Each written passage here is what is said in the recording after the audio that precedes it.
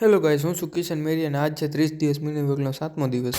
હવાના પોરમાં બ્રશ કરવા ગયો મારો બેટી કોક આસી બૂચ મારી ગયો. પછી યારસિયાની ઘણી યાદ આવતી તો ભાઈને લાગી ગઈ ભૂખ અને નીકળી ગયો નાસ્તો કરવા માટે. પછી તો ઘણી દાદાને 2-4 કિલો ભલાઈ કરી કે મારો આરસ્યો પાછો મુકાવી દેજો. અને એના ગામમાં ભાઈ અડધો કિલો વધારે નાસ્તો કરી. નાસ્તો કરીને ભાઈ આવી ગયા પોતાના રૂમમાં પહોંચ્યો તો આવી ગયો કિરણભાઈનો ફોન અને નીકળી ગયો કિરણભાઈ પાસે જવા માટે. કિરણભાઈને મળીને આવી ગયા રોહિતભાઈના રૂમે. રોહિતભાઈ તો હજી ગોદલેમ પડ્યા હતા અને એને ઉઠાડી નીકળી ગયા અમે કિરણભાઈને મૂકવા માટે. મૂકવા કિરણને જવાનો હતો. રોહિતની જોવાની થતી. પછી અમે 3 જણા નીકળી જાય કિરણભાઈને મૂકવા માટે. વચ્ચે અમે જોયું કે અમારી હોસ્ટેલમાં પાણી નહીં આવતું ને છોકરીઓની હોસ્ટેલમાં ટાંક્યું ચલે છે. પછી કિરણભાઈ રિક્ષામાં ચડાવીને હું રોહિત નીકળી ગયા પાછા હોસ્ટેલ તરફ જવા માટે. ત્યાં તો આપણા રોહિતભાઈને લાગી ભૂખ ને લીધા પડી ગયા. પછી આ બેહુને હોસ્ટેલનો રસ્તો પૂછીને આવી ગયા હોસ્ટેલ. અને ભાઈ તો રહેશે છે 3જા માળે એટલે સીડી ઉતરીને ચડવીને આપણે આવે કંટાળો જોઈ લો મારો રૂમ ક્યાં છે. રૂમમાં આવીને થોડીક વાર આરામ કર્યો તો ત્યાં તો વાગ્યા 1 એટલે આપણે બપોરનો ટાઈમ થઈ ગયો જમવાનું. પછી જમીને આવી ગયા આપણે સતમાં થાય. હમણાં ઠંડી વધી ગઈ એટલે આપણે રોજે તડકામાં બેવાનું થઈ ગયો છે પાકો. જોઈ લો છતનો માહોલ જ્યાં કોઈ ના હું આપણે તો હોય. પછી મને એક કામ યાદ આવી ગયું. ભાઈબંધ દેવા જવાના હતા ચોપડા અને ચોપડા દઈને આવી ગયો પાછો હોસ્ટેલ. ને મારા બ્લોગ સારા લાગતા હોય તો લાઈક ફોલો અને સબસ્ક્રાઈબ જરૂરથી કરી નાખજો.